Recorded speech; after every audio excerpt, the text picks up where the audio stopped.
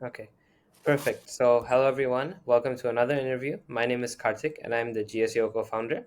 And today we're here to interview Liz. So, Liz joined Stanford on the pre-law track as an international relations major. She is also a Guam Youth Congress representative, and she is also part of the Guam Care for Spark as an ambassador. She's held, numerous leadership positions at quite a young age, and we're so glad to have her here today. So yes, hello Liz. Could you please introduce yourself a bit? Hi, thank you so much. Thank you for having me. I'm Liz. I'm from Guam, but I was born in the Philippines, but I went to Guam for like all of my high school years, K through 12.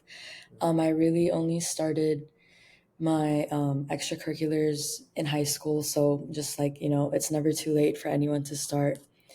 But yeah, that's about it for me. Perfect, perfect. All right. So we'll directly jump into the interview. So, you're a student at Stanford, that too pre-law. That's something quite impressive. Could you tell us more about, what you learned at the major and what made you interested in doing this? All right, so originally I did apply as an undeclared major, and that's also how I got accepted. But right now, my classes, I'm on the international relations track, and I'm like, at first, I was confused with that or political science because I know it can be easily overlapped or like easily confused.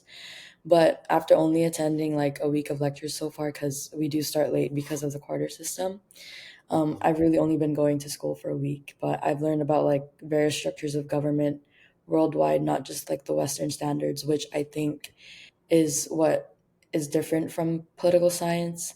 And I was personally inclined to lean towards this field because coming from Guam, I was interested in decolonization, especially for my island and other territories. So I felt as if this major was definitely more relevant compared to others, and definitely not as popular to go on the pre-law track as poli sci or other majors. Interesting story, quite an interesting story. And what's your career goal with in the pre-law international relations industry? What do you have in mind? Oh, well, definitely still figuring it out, but I think I've always known that at some point I'm gonna come back to Guam for sure, like in the next 10 years, as soon as I graduate from law school. Hopefully work in big law for a couple years and then move into the government of Guam or this one firm that I'm really interested in working in, which is like International Court of Justice, Climate Change, and Humanitarian Rights. It's called Blue Ocean Law, and they're also based in Guam. So hopefully that's where I'll be headed to in the next few years. I see, I see. Okay.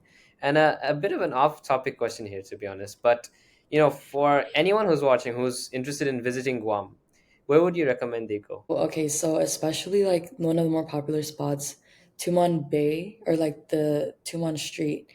That's a Okay. popular place to go because you can walk anywhere within that like 2 mile street. Restaurants, beaches.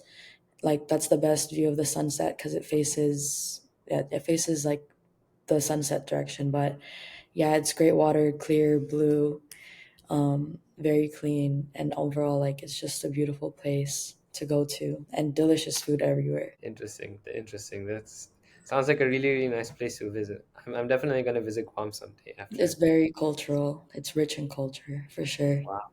Interesting, quite interesting. Okay, back on topic.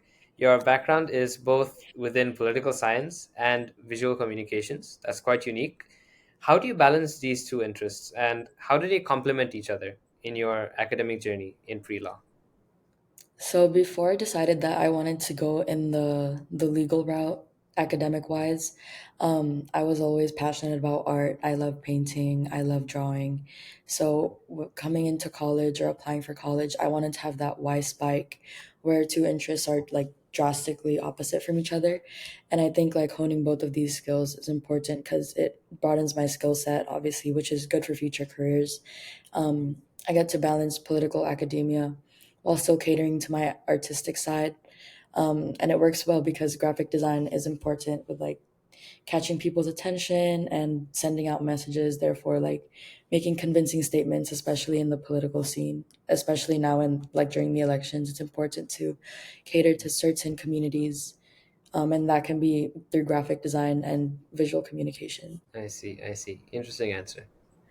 As a student transitioning from Guam Community College to Stanford, did you face any challenges and any new opportunities within this shift? So this one's actually interesting because I didn't actually go to the community college itself, but what how it works back on the island is they offer the community college courses at the high schools. So that was how I took it. I took the courses at my high school, but they were applicable for the community college. But so far as that adapting has been going well. It's definitely a big change going from like underfunded, like very far high school to this huge global research university, and it just feels like you can do everything. Honestly, it's very empowering, especially coming from a small island where there's only two of us from that island coming into Stanford this year. Wow. Yeah, it felt like before, like I had to really search for opportunities just to put myself out there, but now it seems like almost as if it's just being handed to you, or it's just like right there in reach. That's quite inspiring, to be honest. Two people from the entire island. Whoa, And, that's and I think in the whole school, like about five or six currently undergraduate students, all from Guam. And we all know each other somehow. wow. That's so nice to hear. That's quite interesting. That's really cool. Where do you see yourself in 10 years after graduating from Stanford? Oh, like I mentioned earlier, I do want to go to law school right now. Stanford Law School is looking like a pretty good area to go straight into. Mm. But yeah, definitely get my JD, practice corporate law just to build my experience and obviously like my assets, and then move back to Guam for a long term job. Because I do know that the government is very much in need with all of our politicians and lawyers retiring, like our lawyers aging out, and also consequently everybody like my age or the younger generation just migrating and not coming back. So I definitely want to come back, continue my activism and advocacy for decolonization and the climate crisis overall, and just to, I just want to improve Guam for sure. Interesting, interesting. Quite amazing to hear. Do you have any tips for students who are planning to go to Stanford or any top university in general? Okay, so this is definitely a good one. I know when I was applying to college, thankfully I had like a mentor who helped me, Okay. who um, who goes to Princeton now, but Oh, yeah, wow. definitely don't overthink it. I know that's like it sounds easy, it's like easier said than done, Mhm. because personally I think if you try to look at other essays or other people's essays, it's very easily it's easy to get influence from other examples. So I Mhm. think the best way to avoid this is just don't read any examples and go off of what you do. Obviously listen to tips like Mm. how to write well, how to format, but like don't model it after somebody else's essay, because then it's not going to be truly genuine. And truth be told, when I applied for Questbridge, Mhm. which is also a really good resource for first gen low income students, um, I ranked Stanford like dead last, which is Okay. okay because Okay. I think I based it off of like which programs I wanted to do and also which states I wanted to go to. But since it was last, I found that I didn't overthink the essays as much.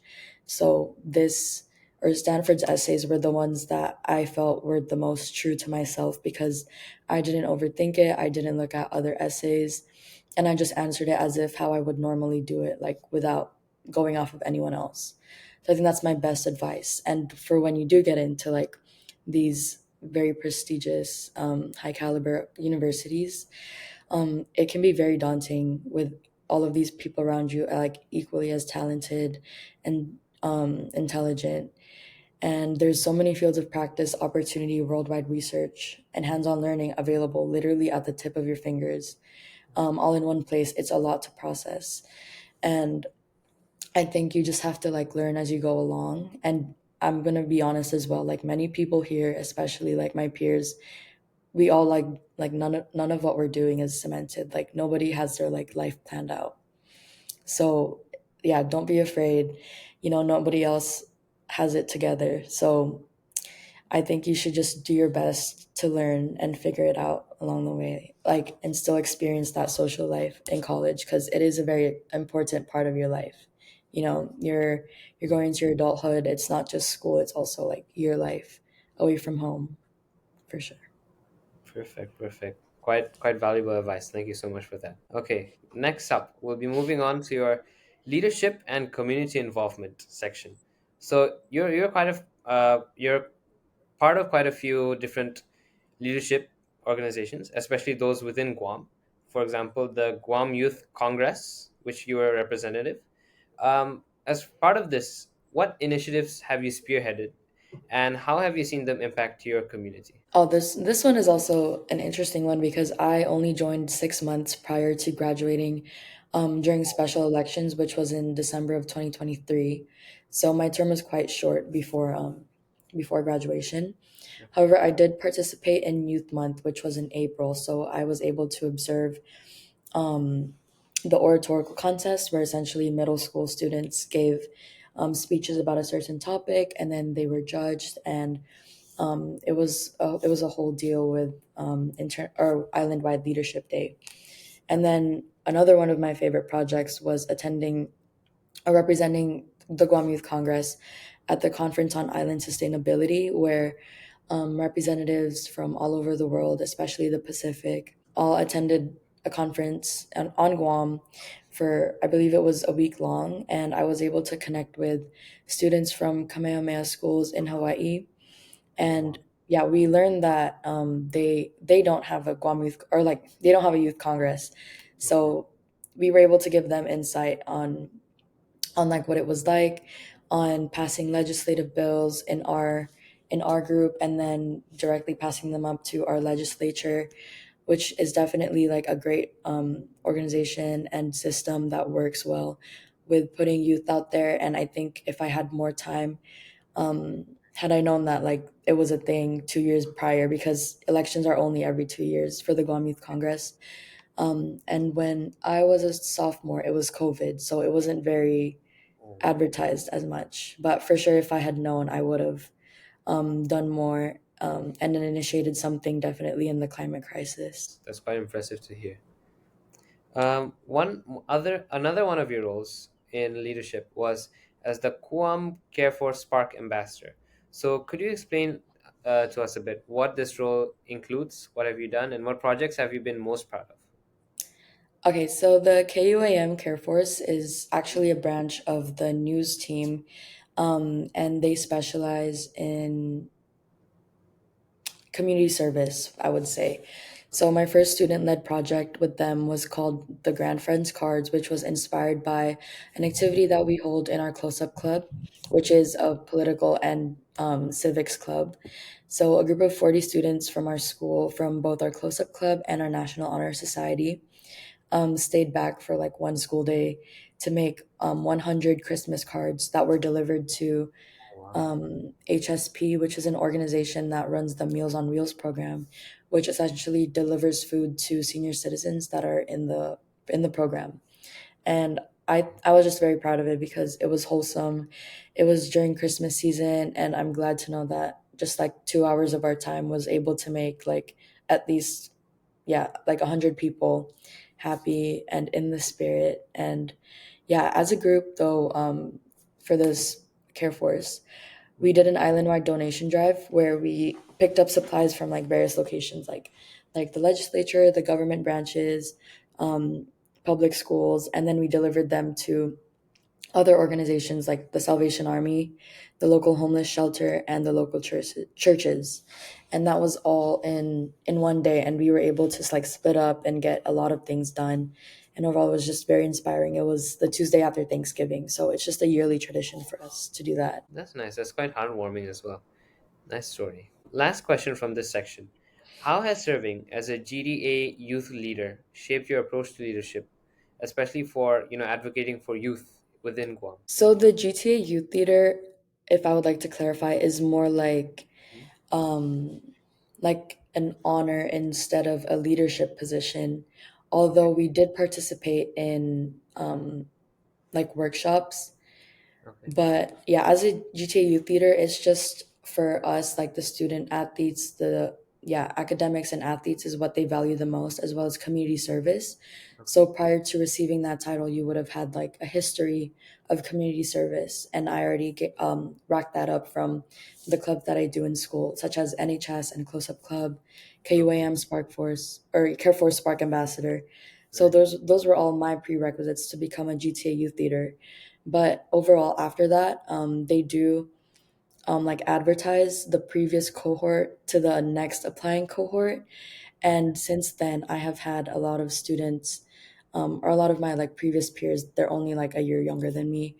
Like at least 3 to 4 text me asking for advice on applying for this program, and I'm glad that I've been able to help them in like reviewing their applications, giving them advice, tips, insight, like what to do, what not to do.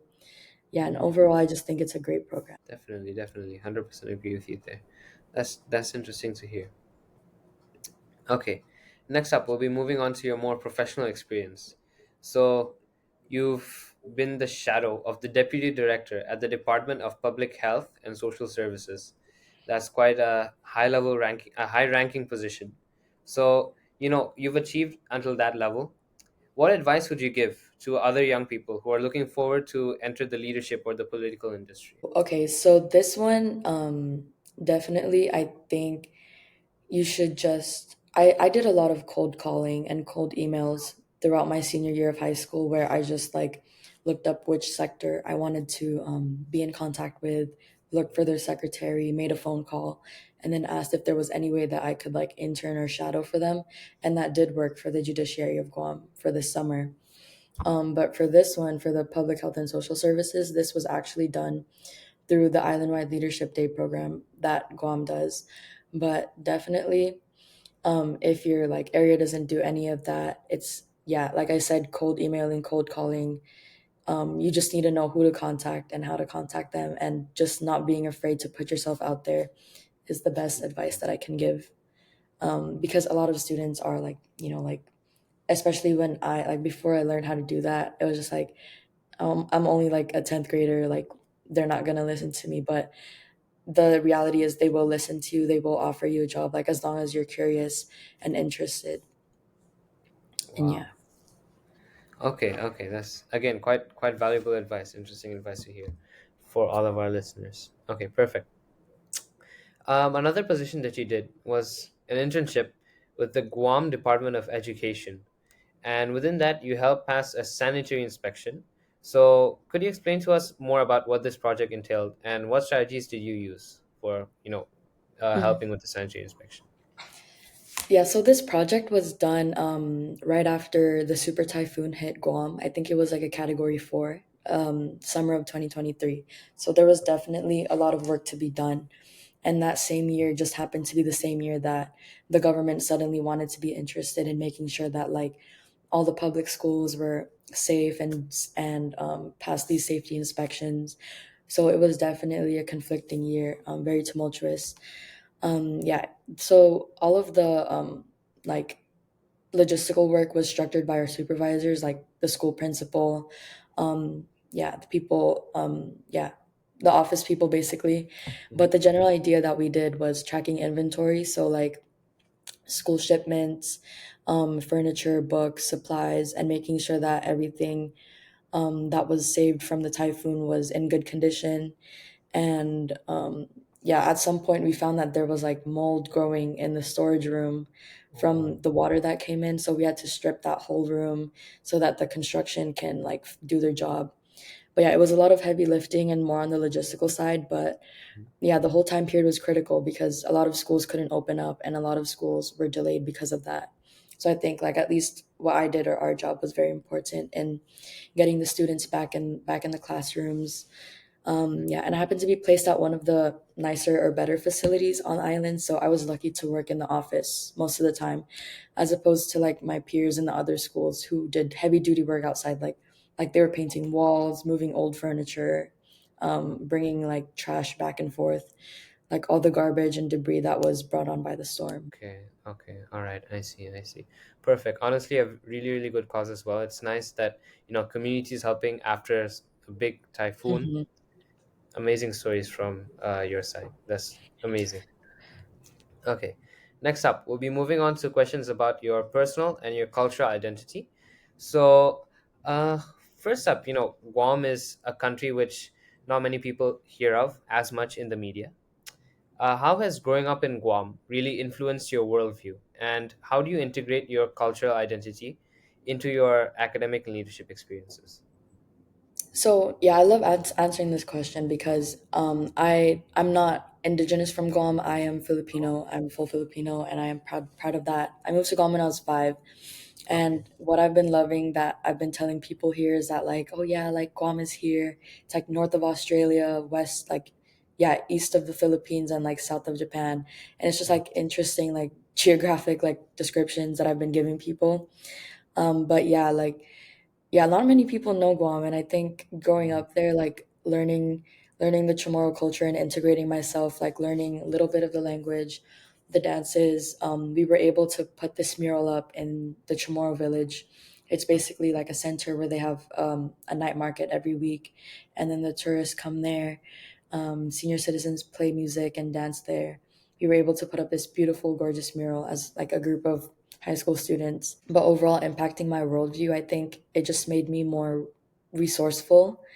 Mhm. Since Guam like is very underfunded in a lot of sectors, you just learn how to find the right opportunities in the right places, and knowing like what is available to you and having a realistic perspective. So like yeah, like I'm glad to have that experience because I think if I grew up anywhere else where I would have been spoiled, like I wouldn't be who I am today. I think it was very integral to like my development as like a young adult.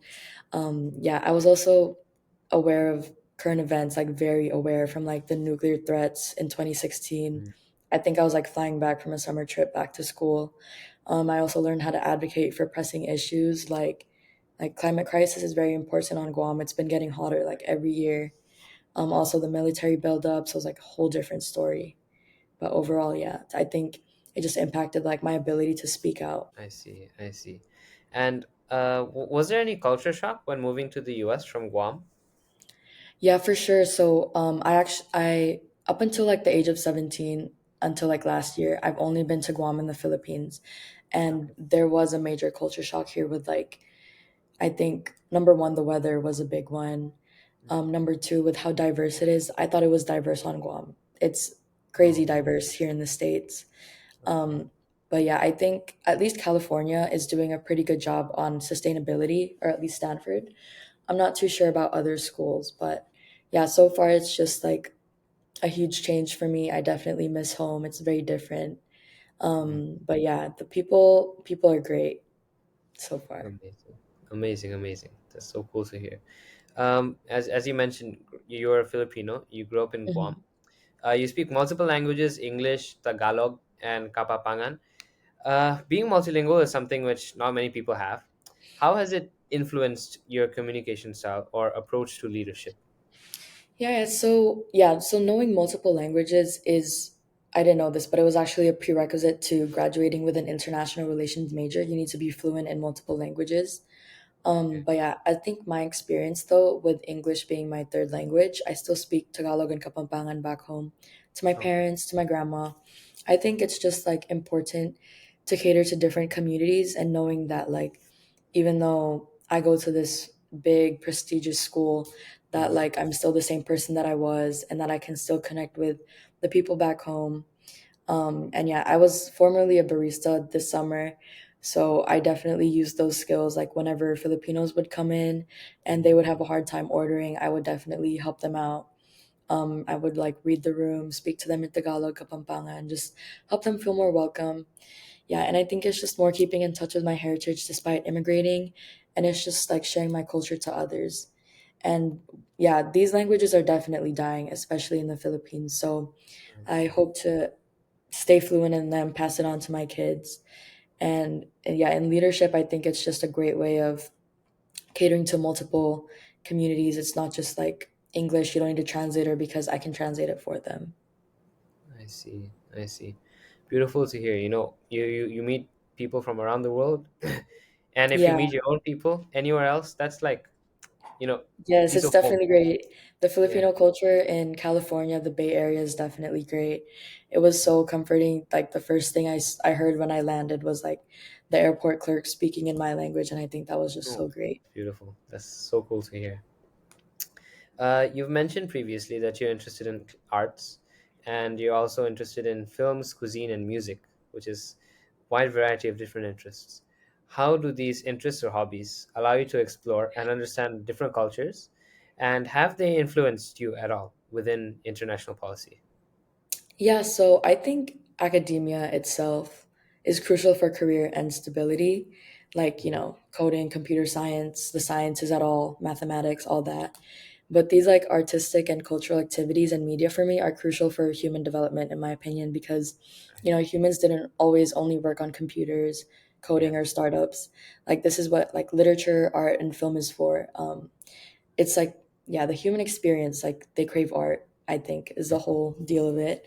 But yeah, it's definitely declining because these industries aren't really known to make much money compared to others. Like, you've heard of like the starving artist stereotype.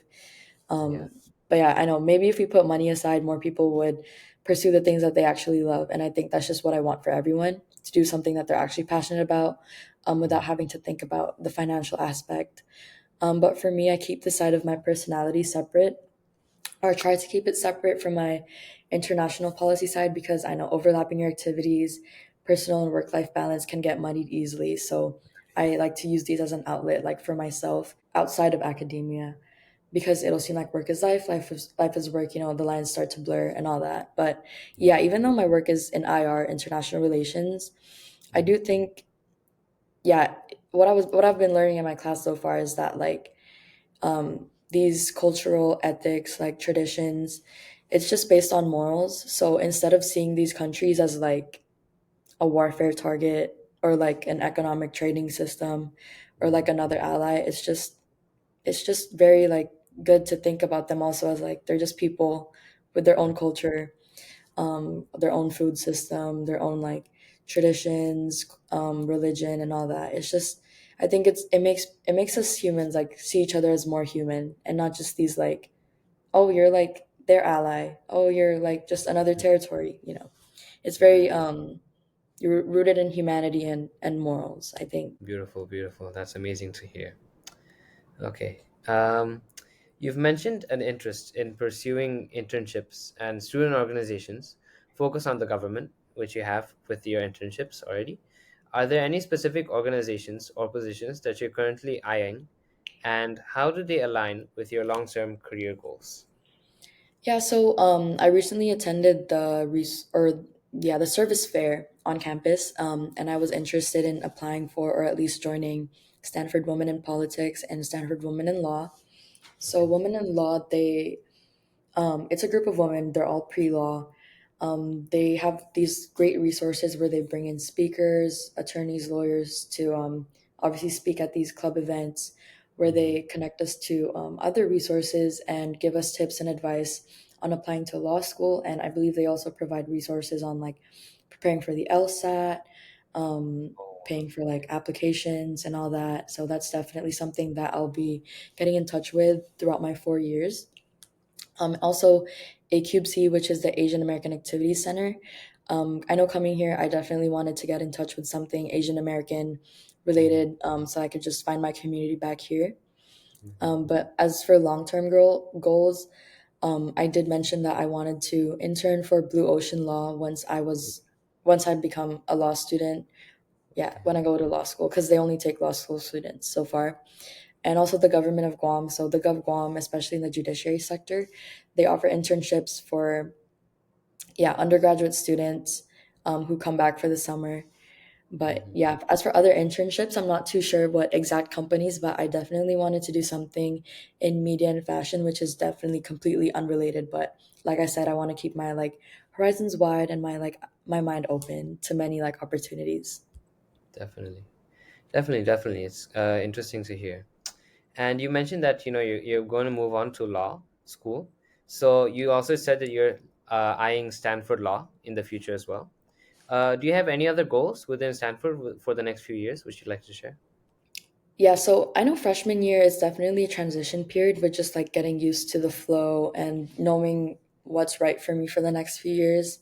Hmm. But yeah, I just want to try out many things. Like at some point, maybe I'll want to do like an a cappella group or like a recreational sports group. But I just want to explore the city, the campus, joining niche clubs. But eventually, I also want to get involved with the ASSU, which is the basically Stanford Student Body Association. Okay. um Maybe become the president of that. I don't know, we'll see Oh, wow. if I love like student leadership still, or if I'll get more involved in like career aspects. But yeah, Mhm. eventually, yeah, I want to speak at some events. They do this event every year during new student orientation, which is called Stanford, or Faces of Stanford. It's Okay. just where various students of like different backgrounds like perform or speak, make a speech about a story. Some of them are poems. And it's just very moving and inspiring. I remember when I attended 2 weeks ago, like my immediate thought after listening to all those people was like, wow, I definitely want to do that next year or in the future years. Mm. Cause it's just great, like putting yourself out there, like as a sophomore in front of like 3,000 students and parents. And to be that inspirational and to be vulnerable and like share that part of yourself while empowering these students is just great. Amazing, amazing. That's really, really great to hear. And with all your experience which you had at the Youth Congress, at the Care Force, at Stanford, with all this experience, what is your major goal at the end of your career? What would you want to have accomplished? Well, I know my goals are quite ambitious, especially for Guam, but I think Hmm. eventually at the end of my career, I just want to be able to give Guam a seat at the table, which Okay. I know is like right now it's a very small seat, a very tiny seat, maybe like in the UN. But yeah, I think I just want us to like, I know like decolonizing it, the three status quos, like becoming independent, free Mhm. association, or like statehood is still like a far thing to accomplish, considering we only became like our own territory like what 75 years ago, 80 years ago, after the war. But yeah, that's definitely something I want to see. I want to see Guam's first president. I want to see Guam be represented in the UN, um, and be recognized as independent by other like legally sovereign states, just become legally sovereign on its own. I want to see Guam become self-sustaining, not having to rely on the United States, and definitely less military buildup. But Okay. other than that, I also wanted to work in constitutional law for sure. I know there's been like recent controversy with the Roe v. Wade. That's something I was very passionate about when I was applying. That was what I centered my essay around. And yeah, Okay. overall, just women's rights, and advocating for Guam, and also the climate crisis is what I eventually want to complete in my lifetime. Maybe do some art here and there, music, art, food. I don't know, whatever other hobbies that may call me. But yeah, overall, just advocating for Guam and the Philippines for sure, and other like territories that are unrecognized. Perfect, perfect. Beautiful, beautiful. Thank you so much for that. It was truly inspiring to be able to talk to you. You had really, really amazing answers. And yeah, uh, so thank you so much for your time today. Thank you so much for your advice. I Well, hope thank that you all so the much. listeners would take it into consideration. Definitely. Okay, I guess that's all for our interview today. Thank you so much, Liz. Goodbye. All right, thank you so much. Finished. Whoa.